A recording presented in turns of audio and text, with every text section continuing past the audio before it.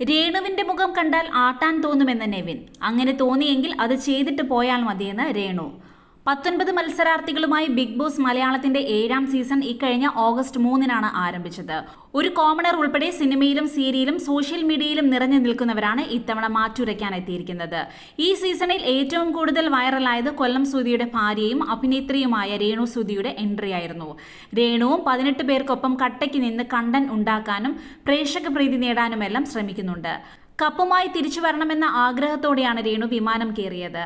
ഹൗസിലെ ആദ്യത്തെ വഴക്ക് നടന്നത് തന്നെ രേണുവുമായി ബന്ധപ്പെട്ടായിരുന്നു. രേണുവിന് ജനങ്ങൾക്കിടയിലുള്ള നെഗറ്റീവ് ഇമേജിനെ കുറിച്ച് മത്സരാർത്ഥികളും ബോധവാന്മാരാണ്. അതുകൊണ്ട് തന്നെ രേണുവുമായി വഴക്കും തർക്കങ്ങളും നടത്താനുള്ള ശ്രമങ്ങളും ചില മത്സരാർത്ഥികളിൽ നിന്ന് ഉണ്ടാകുന്നുണ്ട്. 3ാമത്തെ എപ്പിസോഡിൽ രേണുവും ഫാഷൻ കൊറിയോഗ്രാഫറുമായ നെവിനും തമ്മിലായിരുന്നു വാക്കുതർക്കം. ബെഡ്റൂമിൽ വെച്ച് സഹമത്സരാർത്ഥികളുമായി സംസാരിച്ചിരിക്കുകയായിരുന്നു ഇരുവരും. അതിനിടയിലാണ് നെവിൻ രേണുവിനെ ആട്ടിയത്. അത് ഇഷ്ടപ്പെടാതിരുന്ന രേണുവും തിരിച്ച് നെവിനെയും 2 തവണ ആട്ടി. തുപ്പൽ മുഖത്ത് തെറിക്കാതിരുന്നത് കൊണ്ട് കൂടുതൽ പ്രതികരിക്കുന്നില്ല എന്നാണ് രേണു പറഞ്ഞത്.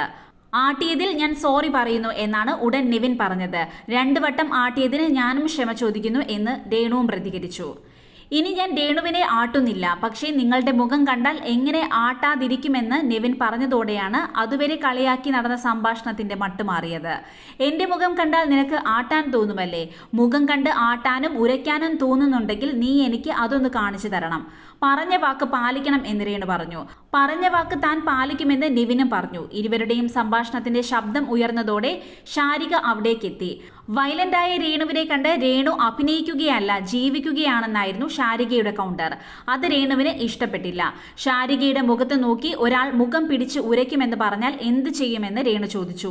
ഉരയ്ക്കുമെന്ന് പറഞ്ഞാൽ പ്രതികരിക്കണമെന്നും ശാരിക പറഞ്ഞു. പിന്നെ എന്താണ് ഞാൻ ഇത്രയും നേരം ചെയ്തുകൊണ്ട് ഇരുന്നത്? സ്കിറ്റ് കളിക്കുമായിരുന്നു എന്നായിരുന്നു രേണുവിന്റെ കൗണ്ടർ. അതോടെ അതുവരെ ഫയർ മൂഡിലായിരുന്ന ശാരികയ്ക്ക് പോലും ഉത്തരം മുട്ടി.